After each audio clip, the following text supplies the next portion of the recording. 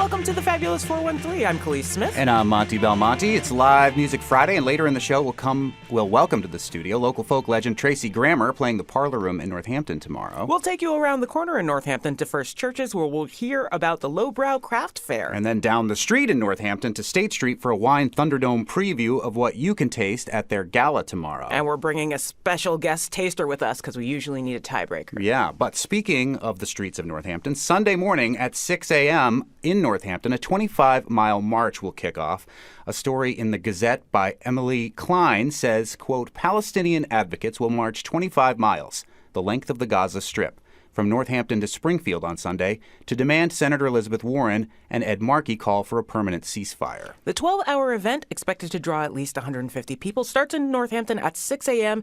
and includes stops in East Hampton, Holyoke, and West Springfield before culminating in a vigil outside of the Springfield offices of Warren and Markey. Joining us from Western Mass's chapter of Jewish Voice for Peace is Kaya Jackson, a Jewish local artist, facilitator, community educator who's been involved in arts-based activism in connection with sexual violence prevention and racial justice education. And Charlie Hollenbeck, an herbalist, writer, and artist who's also part of this march that starts on Sunday. Thank you both for joining us. Absolutely. Thanks for having us. Well, this is a topic that is fraught, as everybody knows, that there anytime you talk about this topic publicly, you're going to get some form of backlash. We had a conservative rabbi on yesterday giving her perspective on the situation in Gaza and the situation with October 7th. Jewish Voice for Peace is an organization that's been working for many years as part of the Jewish community, advocating for the Palestinian people. Kaya, tell us about the idea of this march and why you wanted to do a march from Northampton to Springfield. Absolutely. Thank you for asking, and thanks for having us.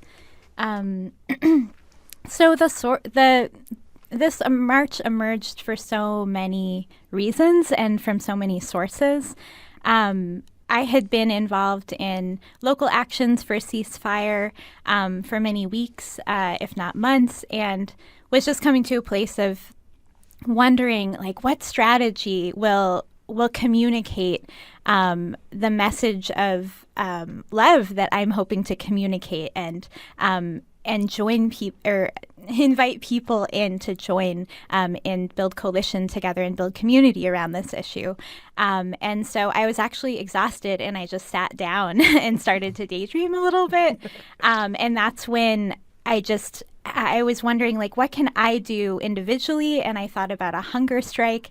And then I was like, I don't have a platform for that. That will be just sacrifice with no result. And then the idea of a march came to me. And it's not original to me. It's something that's been used, I think, across many liberation movements and across history, certainly in the civil rights movement, in many anti-war and peace movements. And after this idea gained some traction in the Jewish community, and organizers that were meeting at the time, our kind of conversations unfolded. And I also learned that there is a group called Women Wage Peace. It's an Israeli group and a Palestinian group called Women of the Sun, who had gathered together on October 4th to have an embodied gathering with music and dance to show solidarity with one another and to call for a negotiation for peace in the Middle East. And of course, 3 days later, the attack happened. And there are also other histories of marches more locally. I also learned about the Water is Life water walk that happened, that's Indigenous-led along the Connecticut River. And, of course, we know about Monty's March. What is that now? I don't have to tell any of your fans about Monty's March. It's great. No context needed. But if you don't know, it's a march for the food bank. It just happened a couple weeks ago. It also happened to have gone from Springfield to Northampton, although the route you're taking must be longer because it was only 17 miles for me and it's 25 miles for you. So right. Our route will actually pretty closely follow the river. Partly in light of the Indigenous walk, the Water is Life water walk that has happened, and thinking a lot about solidarity across place and global solidarity with Indigenous activists. And I don't know if you want to add to that, Charlie. Yeah. I'll just say that when this genocide started on October 7th, the people in Palestine had to walk from north to south. They were evacuated from their homes. Over 1.4 million people were displaced. And so a big part of doing this march is to show solidarity with them in a very tangible way. And also because the death toll right now in Palestine is 21,000, according to Euromed Human Rights. 42,000 have been injured. 70% of those injured have been women and children. About half the population of Gaza is under the age of 18. So I believe that we are marching in order to show up for Palestine and to show Senator Warren and Markey that we are serious about getting a ceasefire. I know their constituents we've been calling nearly every day for the past 2 months, and neither of them have called for a ceasefire. So we not only hope this march is a peaceful and embodied way to show solidarity with the people of Palestine, but also to demand a permanent ceasefire. We're speaking with Charlie Hollenbeck and Kaya Jackson, who are part of the Western Mass chapter of Jewish Voice for Peace, who will be part of a 25-mile march that starts on Sunday and will go from Northampton to Springfield. We've talked with Congressman Jim McGovern weekly, basically, about this since the events of October 7th. When we announced that Jewish Voice for Peace was going to be coming on the show, listeners reached out and were saying that the Anti-Defamation League has a perspective on Jewish Voice for Peace, which would put them in the category of anti-Semitic. Is this Western Mass chapter more open-minded, inclusive, less trying to bring people together from the Jewish community, the Palestinian community, and just this community writ large? Or when you hear about the pushback from the Anti-Defamation League, what's the Western Mass chapter's take on that? Yeah, well, I want to be transparent that I'm fairly new to the Western Mass chapter, and we're in a place of transition with some. I'm training as a core organizer right now, and so I hesitate to speak representing the chapter. However, in terms of my own perspective on this, I will say I believe that there are many ways to be Jewish and live into one's Jewish values. And I don't think one can call a way of practice or strategy that is ultimately aiming to save lives anti-Semitic, especially when it's a strategy practiced by somebody of Jewish identity. So I personally would push against any claim that Jewish Voice for Peace is doing something anti-Semitic. The Jews that I'm collaborating with very closely are doing this out of a deep commitment to peace and justice, and out of a love for the Jewish people as well as the Palestinian people, and a desire to seek diplomatic solutions that will save lives, ultimately on all sides. And I strongly believe that military solutions tend to replicate the problem and to create more violence and not less. Charlie or Kaya, have either of you gone on a 25-mile march before? I have not. Good shoes. Do you need good any socks. tips? Take tips.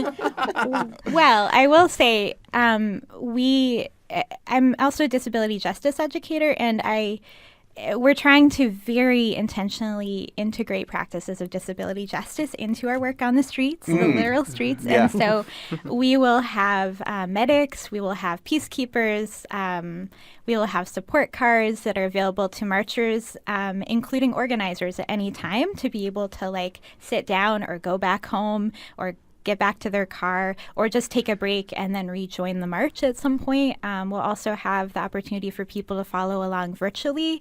And so And our amazing co-organizer, Tyler, is developing these audio prompts, which will basically be inviting people to take action steps from home, which will include calling the senators and making a cup of tea with herbs that help us to process things like grief and to build our energy for the long haul. And we're also very intentionally building a culture of care where people will be checking in with each other. And also there will be singing of very spiritually grounding songs by local Jewish musicians, as well as Palestinian songs throughout the march.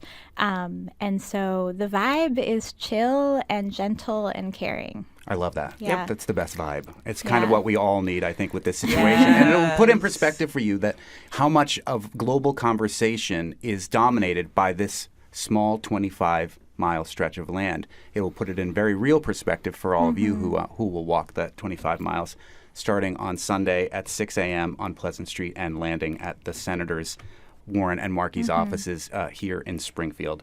Kaya Jackson and Charlie Hollenbeck from the Western Mass chapter of Jewish Voice for Peace, thank you so much. Thank you. You can find out you. more information about their event on their Facebook page and beyond, I do believe. Yes. Yeah. Coming up, Franklin County folk music magic maker Tracy Grammer joins us for Live Music Friday. And a preview of the wines you can peruse at State Street Deli Wines and Spirits during their gala wine tasting tomorrow. But first, getting your holiday goodies from local artisans in a way that might not break your bank. We'll chat with Ann Thalheimer of Lowbrow Craft Festival. You're listening to the Fabulous 413 on 88.5 NEPM.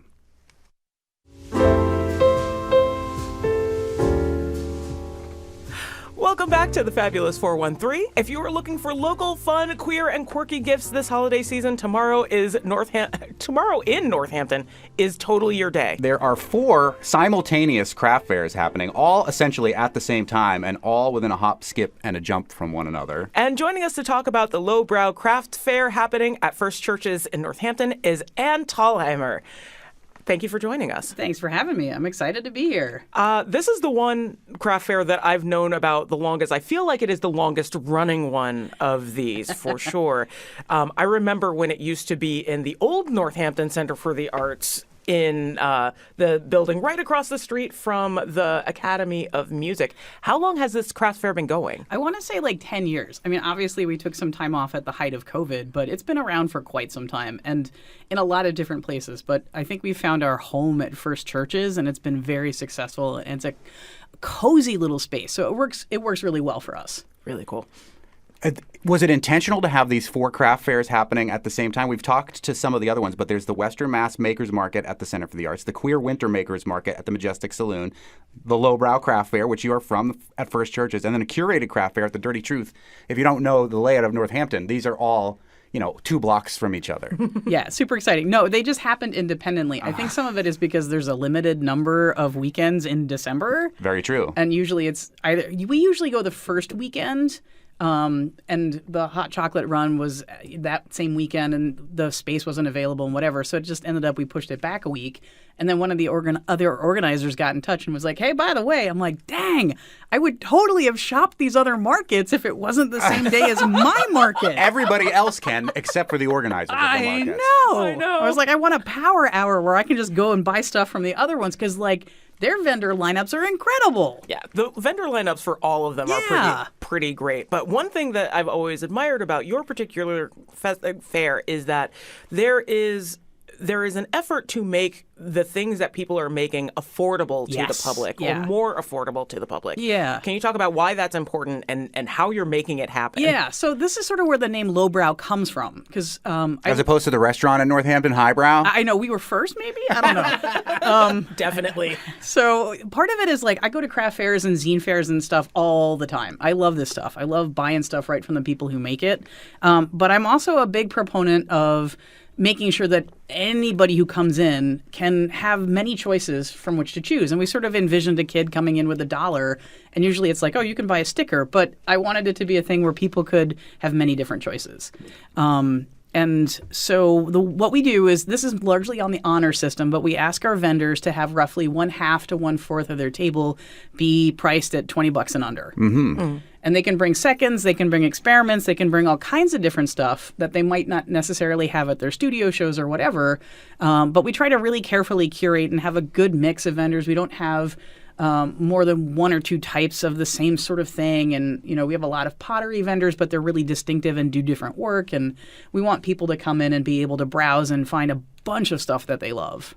We're speaking with Ann Thalheimer from the Lowbrow Craft Fair, which is happening tomorrow at First Churches in Northampton. I was looking at the Facebook page and checking out some of the vendors, and I like the picture of what I'm calling inappropriate pottery. Oh, boy. Where I can't read a lot of the stuff that was on it, but it's the kind of stuff I want to have in my house with a lot of curse words on it, but also fun things like mugs that say tender queer or queer joy. And given the fact that my wife broke my favorite coffee mug yesterday, I think one of the, I got the best place you can come get a replacement for that I mug. know. So apart from inappropriate pottery, what other types of things can we get at this Lowbrow Craft Fair? No, that's both and pottery, and I love Ryan's work so much. He does such great work.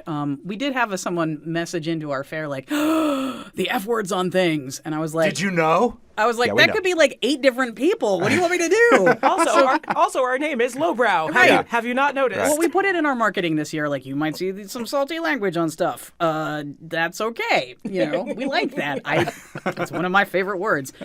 Please don't say it now. No. I'm being very, very careful. Oh, I've been on radio before. Thank goodness. I'm well aware. Yay! But I'm screaming it in my heart. Yeah, I'm always screaming it in my heart. We have there are a lot of different vendors. Just sort of off the top of my head, one of the new vendors to us this year is Wild Fancy, and I'm really excited to see what they bring. Where are they from? They do a lot of different shows around they said they've done over 100 different shows. Whoa. But it's really cool jewelry with an LGBTQ plus focus and really cool stuff. We've got recycled records made into earrings and I love when people bowls. do that. Sock They kind of monsters. melt the records and they come out like these cool. It's awesome. We have awesome, creepy, spooky stuff from Art Muffin, who's a great vendor. Matt Bartlett is going to bring his books, and that's local horror, spooky, creepy goodness. Awesome different pottery. Malia Rhodes is going to be there with her work, which is these cute hand-built mugs and owls and foxes and monsters. I mean, we have a monster theme. Alex Makes Monsters is going to be there with all kinds of super monstery goodness. Never Not Making is there, and they do this sort of the best way I can describe it is sort of this colorful crayon explosion of color. With real crayons? I mean, I think there are some crayons in there. Okay. And not to Telly Savalas this, but you are not just running this, you are also a client. You also make some of these things. Yeah. So tell us about your art too. Oh yeah. So I'm a cartoonist by trade, I guess, and an artist and an educator, but I do my monster hat. And so under this banner, I make fleecy monster hats, axolotls are real big right now, but spiky monsters, fuzzy monsters. I do hand-drawn cards and comics and other bits and bobs. Why are axolotls hot right now? Because they're awesome. They're adorable. They They're are so adorable, cool. but it's They have little interesting. ruffles. My son, who's 10, loves axolotls right now. Somebody did a parody version of Astronaut in the Ocean with axolotl in the ocean. Yep, you can't see this on radio, but what I'm doing is I'm putting on my axolotl hat over my earphones We're right now. definitely going to take a picture of that. Yeah, there's It's a so picture of fun. this happening for sure. And that's a hat you made. This is a hat that I make, A yeah. hat that would be available at this Lowbrow Craft Fair. Absolutely. We're speaking with Ann Thalheimer from the Lowbrow Craft Fair, which is happening tomorrow at First Churches in Northampton, along with 3 other markets that are happening contiguously, so you can hit them all. And there's another thing you can hit in Northampton that's happening at the same time that we'll talk about in a little bit.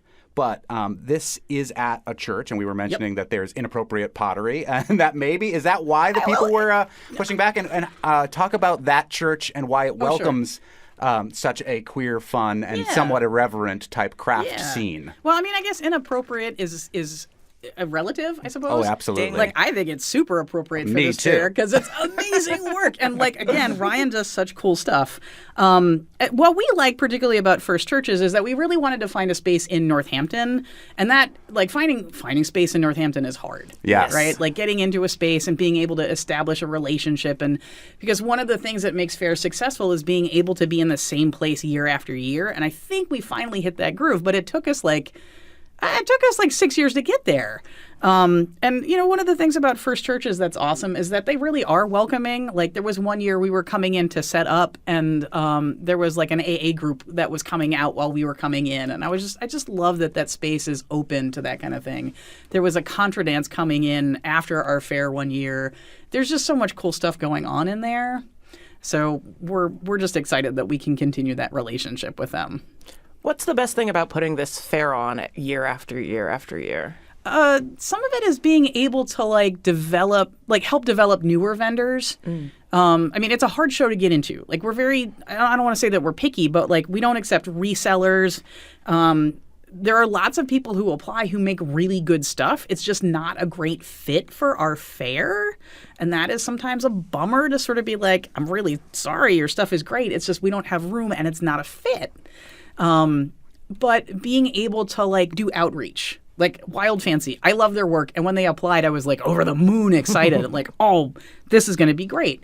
Or going to other fairs and being like, okay, this vendor would be a really good fit. And part of what we do is also connect the vendors with each other.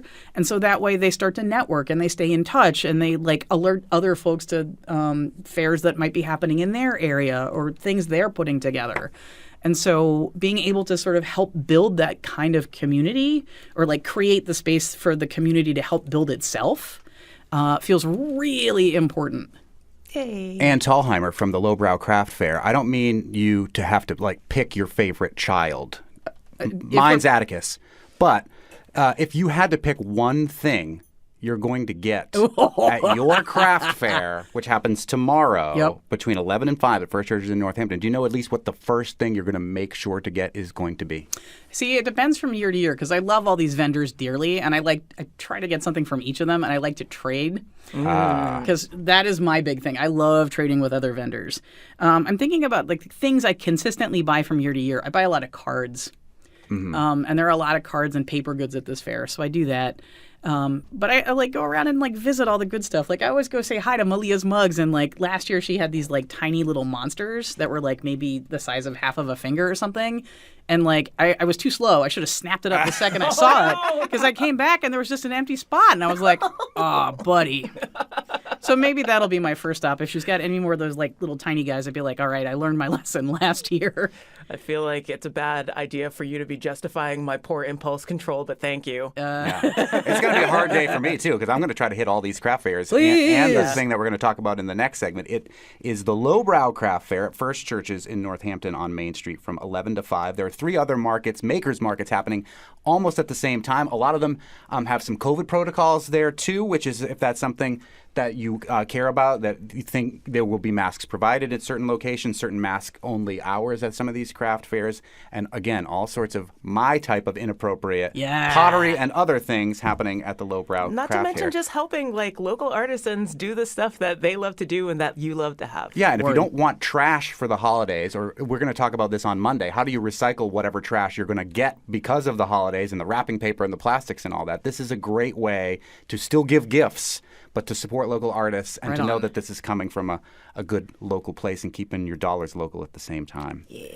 Ann Thalheimer from the Lowbrow Craft Fair, thank you so much. Thanks for having me. Hope to see you tomorrow. Yeah, you will. We've got the glorious sounds of Tracy Grammer headed your way as she readies for a handful of shows across the 413 in the coming weeks. And next, we'll head into some big reds at State Street. Their gala tasting is also at the same time in Northampton as these craft fairs tomorrow. Get yourself a gift, get yourself some wine. You're listening to the Fabulous 413 on 88.5 NEPM.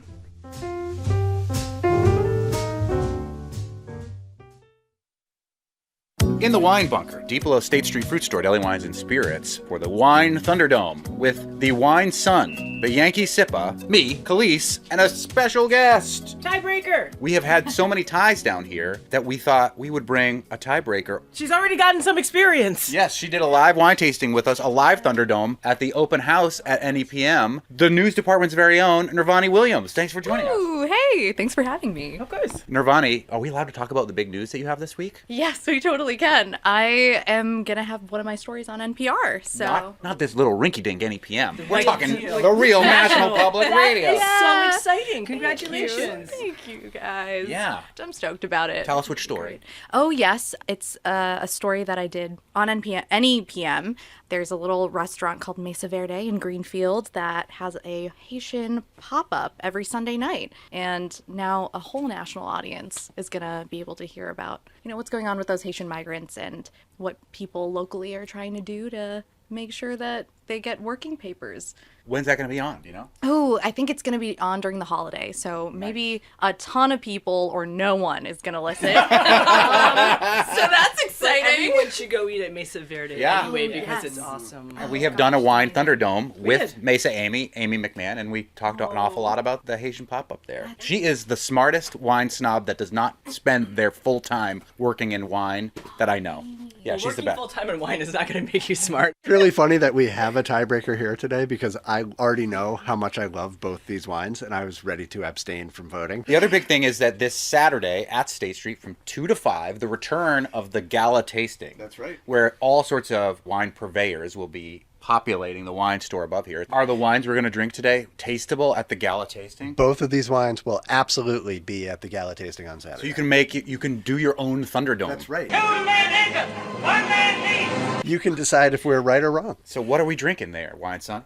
So we're going to try two really big red wines from Old World producers, the Le Cordon de la Seigue on the wall from Bordeaux, and we have looks like it says Cuné, but really it's CVNE. This was a misprint originally. They just kind of went with it, and so here we are like 85 years later, and they still are printing it in this stylized Cuné, but really it is the Campagna Vinicola del Norte de España. And this is a Rioja Grand Reserva, so from Spain. Two big reds enter. One big red lead. Should we sing the big red theme song again like we did upstairs? We were doing it earlier. Just kiss a little longer, stay close a little longer, hold tight a little longer, longer with Big Red. That Big Red freshness lasts right through it. Your fresh breath goes on and on while you chew it. Say goodbye a little longer, make it last a little longer. Baby, your breath a little brushes with Big Red. Nirvani Williams, that was a commercial from the 1980s for Big Red Gum. Back when everybody knew all of the same things because there was only four things to watch. Oh, true. I was thinking, Clifford, like, where are we going? What are we doing? That is not a song about Fireball. No. Back to the 80s, though. Place I've never been.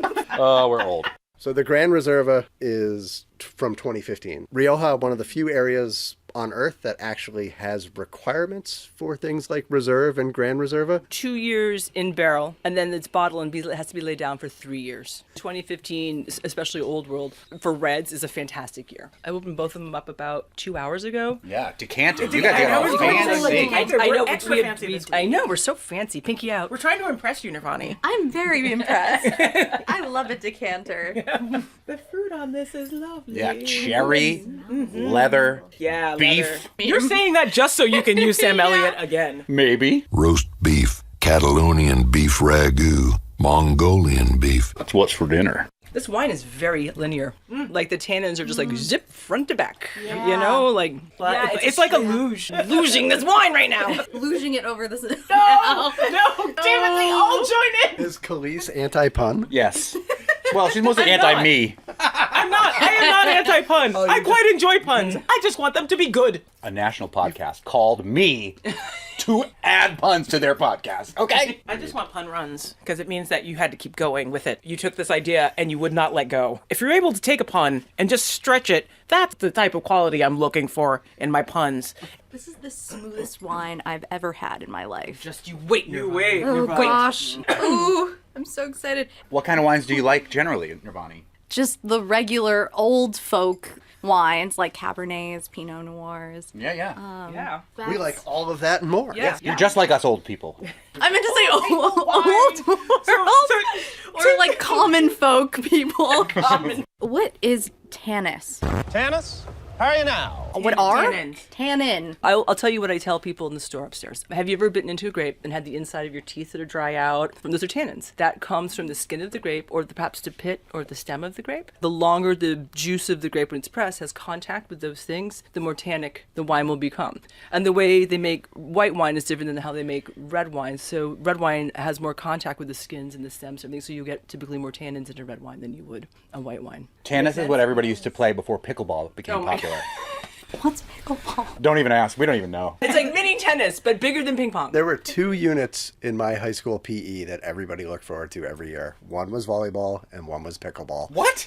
And we High school? Yes. Are you like that guy who we went to high school with that believes their uncle invented this sport? I thought Yeah, I was like, in high school, my uncle invented this game called dodgeball. I thought that pickleball was relatively unique to Northampton when I was in my teens because I had never heard of it before. Yeah. And then I never heard of it again until about 5 years ago. What? Also, ultimate frisbee has its roots in here too. Maybe not originally, but like definitely popularized here. I mean, that makes sense, though. Yeah. All the hippies. My wife and I used to joke that you could major in ultimate frisbee at Hampshire College. yeah, right. The first wine was the Cune, a Rioja Gran Reserva, which will be poured at the gala tasting at State Street between 2 and 5 on Saturday, along with all sorts of other beers. Are you going to make an appearance? And spirits. I believe I will be making an appearance, yes. What is wine number 2, wine son? This is the Le Cadran de la Segue, 3, that's a magic number. and it is from Saint-Emilion in Bordeaux. And Saint-Emilion, famous for Merlot. So is this Merlot heavy? It is. The nose on this is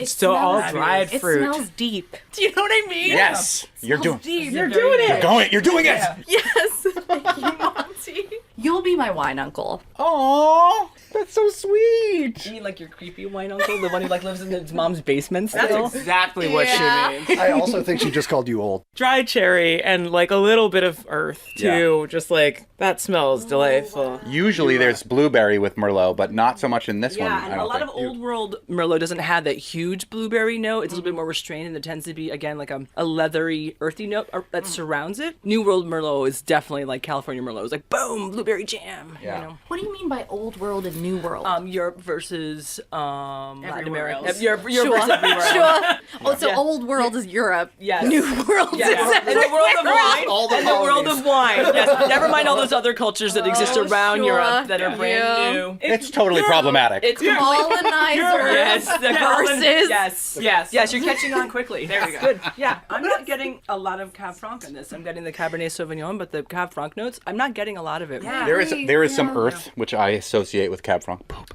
Did you say earth like that? I did. I said I know. I whispered. It's like, I whispered poop in the know. microphone. So. I'm not tasting Merlot flavors. I'm really not. Is anyone else?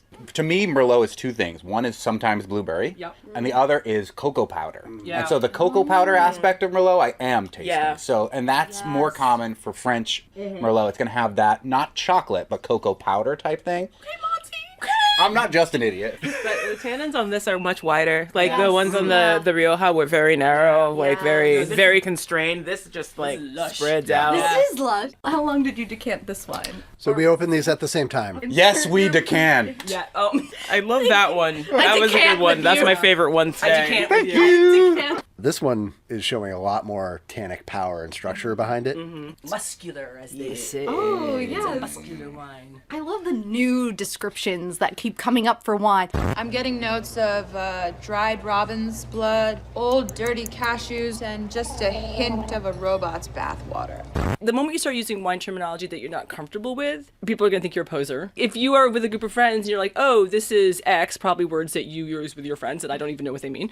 But Like Riz. Right. Oh, wait, I learned charisma, right? Yes, yeah, Maybe, yeah, maybe you got not. it, you got it. Maybe not. Let me get my walker out and tell you kids about these other things. It's important to use terminology that you're comfortable with when talking about wines with your peers. You know, like don't try to be pompous. Like that's our job. Language is important. So if you're using words that nobody else understands, then you're not actually communicating anything. It's almost like it's essential to be authentic, which is the Merriam-Webster word of the year. And if the wine has Riz and you feel comfortable saying that, And you're go for following it. the Oxford Dictionary because that's their word of the year. Thank you for saying that. Yeah. See, this I'm getting more dustiness Yeah. this time around. this with has this got a one. lot of barnyard going on with it now. Yeah. Huh? Yeah. I am Like tasting more barnyard. Barnyard The equals nose- poop, The nose Nirvani. has expanded. I still want steak. Me too. That was the number one thing. To not have it would be a mistake. A steak pun? That's a rare medium well done. It's not well done. Boom! It's the greatest pun of all time. By the way, this does not count as a pun run. That counted. That counted. I don't know. If you're able to take a pun and just stretch it, that's the type of quality I'm looking for in my puns. Now it is time to vote in the Thunderdome here in the Wine Bunker, D below State Street Fruit Store, Deli, Wines and Spirits, where the gala tasting will happen on Saturday between 2 and 5. You can taste both of these wines, which are the Spanish Rioja and the Right Bank Saint-Emilion French, mostly Merlot. Who wants to vote first? I'm pointing at you. You are. Wine and son. I'm struggling to decide. I told you going into this that I was ready to step aside to avoid a tie, but now that there's 5 of us, I am going to go with the Le Cadran Saint-Emilion. Yankee Sippa. I'm going to surprise myself. I'm going to go with the Rioja. Khalees Smith. Oh, why? You need a minute because I'll vote. Yeah, you vote. I vote Saint-Emilion. I like that. I think I'm also going with the... Then you don't even need to break the tie, Nirvani Williams. you should tell us what you But you like. should tell us which one you like the best anyway. Yeah. I really like the French one. Nice. I think, and I was gonna say the Rioja first, but I don't know. After having the other one, tasting it again, It's almost like splitting hairs again. Yeah. Like we picked 2 really great wines. Next time, I think maybe I'll just pick a dog so that we can just rip on it a little bit. Well, speaking of Amy McMahon, who your national public radio story is going to be about, Nirvani Williams, one time for my wine column, she came over my house and she bagged 5 wines. And one of them was Apothic Red. And we were trying to test our wine snobbery to see if we could taste Apothic Red without looking at it. And we were so nervous that we weren't going to be able to do it. Because we tasted 1, we tasted 2, we tasted 3, we tasted 4. And we were like, this 5th wine better so obviously be Apothic Red or we're in big trouble. And it was. So that was, that was good, yeah. Nirvani Williams from the NAPM News Department. Do you feel like you learned anything on this first journey here? I do. I feel like I learned so much from everyone, and especially from you, Monty, which I wasn't expecting to do. That was amazing. Next up, Kari and Jiri, you're going to come drink with us. We've invited him to come when we go to Provisions or when we go to Table and Vine because it's like nearby, and we're like, just come out. We're going to get you. I'll get them for you. Nice. I got you. Up next, the bucolic sounds of Tracy Grammer for Live Music Friday. You're listening to the Fabulous 413 on 88.5 NEPM.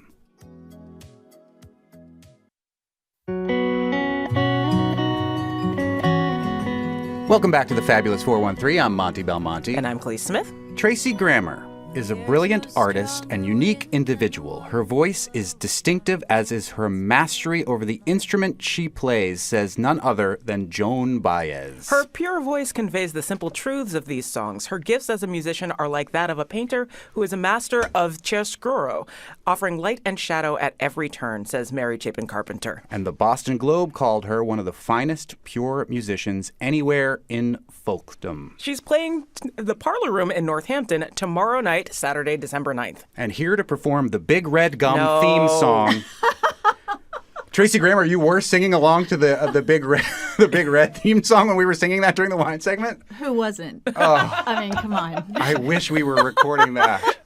No, those moments are for us. Those are for us. That's right. But you are here to perform for us in anticipation of your Parlor Room show tomorrow night. And many others, which we'll get into. Yeah, you have another show coming up on Tuesday as well. I do, yeah. Let's hear a song. All right, let's do it.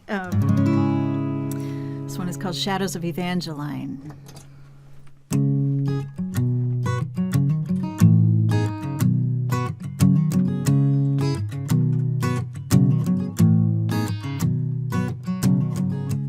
It is rain, it is age, it is pores, supplication to family honor, little children with keys to the temple, red lights and silver dimes.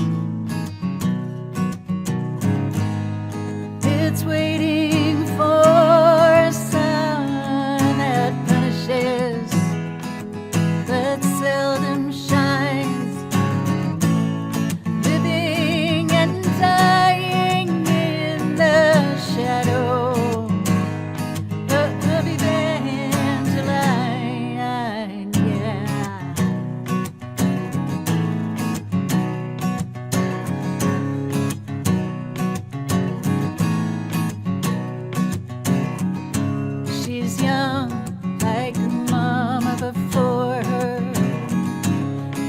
tired at the end of her labors, true believing and ever desiring quiz shows and checkout lines.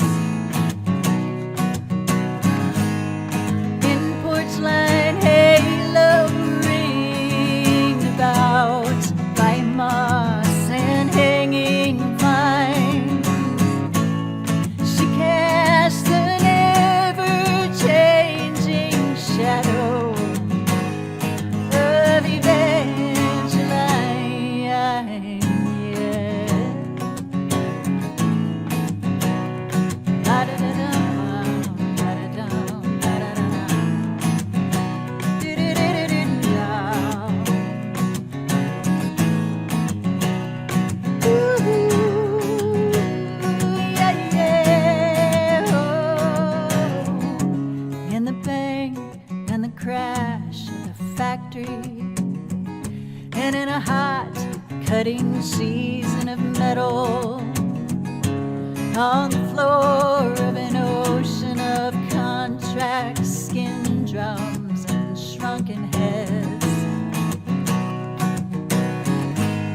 strange dances long undone go stamping in between the lines.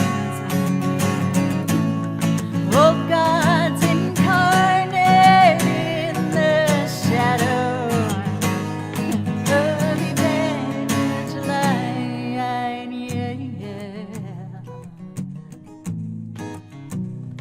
Ba-da-da-dum-bum, ba-da-dum, ba-da-da-dum.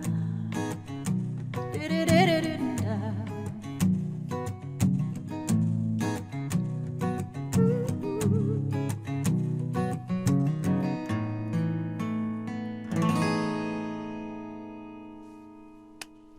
Tracy Grammer, this live music Friday here on the fabulous 413, performing tomorrow night, Saturday, December 9th, at the Parlor Room in Northampton. We've created an entire Northampton day for you tomorrow with 4 craft fairs, a gala wine tasting, and then a wonderful show at the Parlor Room. Indeed. And in fact, you're performing tonight, just not music. Is that correct? You're in the theater piece? Wait, is it the 8th? I don't know what day it is. It is the 8th, all day. Oh. No, not me. But you are Lies. performing at the Drake on Tuesday as am. well, and it's not necessarily a Just You show. It's a tribute to another wonderful songwriter. That's right. We're doing a tribute to Signature Sounds has been running this Back Porch Festival, and it's been a series of tributes to different songwriters. And so the one on Tuesday, the 12th, is for Nancy Griffith, and I believe it might be sold out. It is sold out. Yeah. It is very sold out. So yeah, those shows at the Drake are really, those songwriter nights are really packed. They pack early, so. It sounds like a great time. Has it been fun gathering the songs of hers that you love to share with everybody else? Like, I feel weird, not weirdly about covers, but like covers always introduce me to other bits of the artist that I love in new aspects when you have to like really get into them. Yeah, you certainly do have to find yourself inside the song in order to deliver it authentically, But the thing about Nancy Griffith, and it was the same thing with me for Townes Van Zandt, is that I didn't come to these artists through them. I came through artists doing covers of their music and in mainstream country, mainly like Kathy Mattea and Susie Boggess. And so since I grew up listening to country music, that's how I came in sideways to Nancy Griffith. I didn't know that she had written those songs till much, much later, until I was really performing in this world. So when I do my couple of songs that night, it's going to be a tribute to all 3 of those ladies, really. And Emmylou Harris, too, because we're doing one of those. But One of the ways that I came across your music was 20 years ago, and it was a tribute as well. And I know that you have been going through your Patreon site, going through the archives of your old recordings with the late Dave Alvin. I saw you first at the Green River Festival in 2002, just after he had passed away. And the way that the musical community came together to perform those songs and surround you and the rest of the musical community in love in that way really showed me something special about this area and that festival. Dave Carter? Dave Carter. I'm sorry, Dave Alvin. Dave Carter. Alvin is definitely Yes. alive. Dave Alvin's alive. Dave Carter. Got my Daves confused. A lot But of the people story- are holding their breath right Yes, now. no, They're like, yes. wait, He's I like, didn't wait, hear no, that. I didn't- Yeah, sorry about that. 2 days he's been doing Yeah. Yeah, no, well, this is one thing that's very special about the folk community, is they just, when somebody falls, everybody picks up their songs and marches forward. And that's what the last 20 years have been about, for me since Dave Carter passed away. And I just love that so many of my fellow troubadours have taken the songs and made them their own and done their own recordings of them and helped sort of carry the load forward. In the beginning, I thought I was just going to be me, and I'm like waving this flag, come on, everybody, let's sing these songs. And I didn't know if anybody would join me, but, it goes all the way up from kids around a campfire to Willie Nelson and Judy Collins doing a duet of When I Go. So we've got the whole spectrum. I feel like the legacy is solid now. It's in good hands. It's in everybody's hands. And so that has actually freed me up a little bit to do songwriting or do some other projects that you mentioned. Theater. I'm doing some theater. I was going to say, I figured it out. I looked at the wrong date. It was last year, but still really cool to be doing theater in addition to music because how you approach it is entirely different. But I don't know if I have time to ask you. I'd rather hear another song. Yeah, let's say our farewells before we hear one more. Special thanks to Spouse Happy Valley Guitar Orchestra, Steve Earle, Vince Guaraldi, Tina Turner, De La Soul, Parks and Rec, and our guest who's performing at the Parlor Room tomorrow night, Tracy Grammer. And a huge thanks to Bart Rankin for coming in and running sound. Yes, thank you for making it pretty. Oh, and one brief other thing. You're also performing at First Night, so if you miss this particular performance, if you're coming to Northampton's First Night, which hopefully we'll talk to them about later on, you can also catch Tracy Grammer playing. Let's hear one more from Tracy Grammer this Live Music Friday on the Fabulous 413. Thank you. I'll play you kind of a newer song. This one's called Gregory Dean.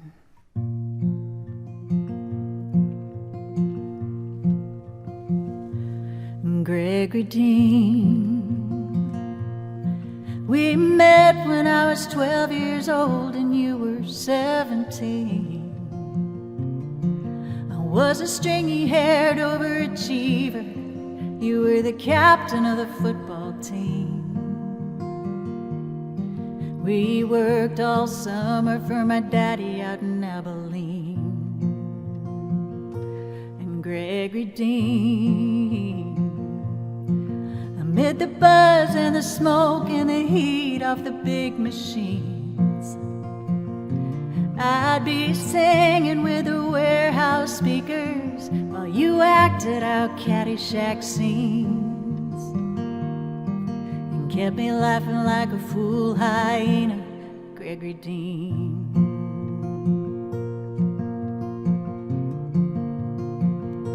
And Gregory Dean, you told me all the boys my age were just dumb and green. Said love would take a while to find me. Don't bother with the high school scene. You were always looking to protect me, Gregory Dean. It was a summer like no other, a time I won't forget. I'd had a lot of work, big brothers, but you were the best one yet.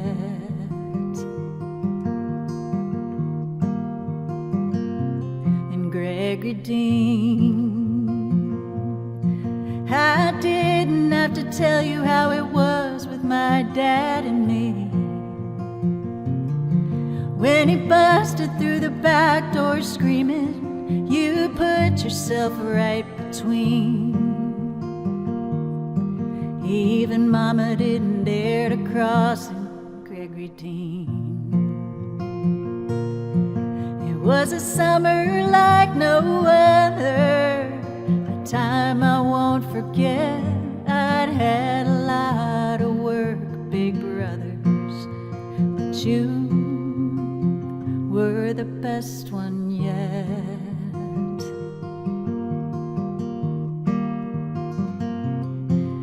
You were right about love, you were right about out Daddy wasn't really angry, just a little bit lost and sad.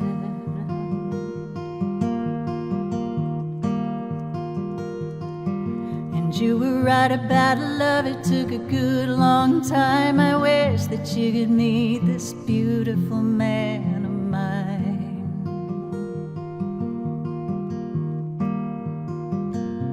But Gregory Dean, by the time I find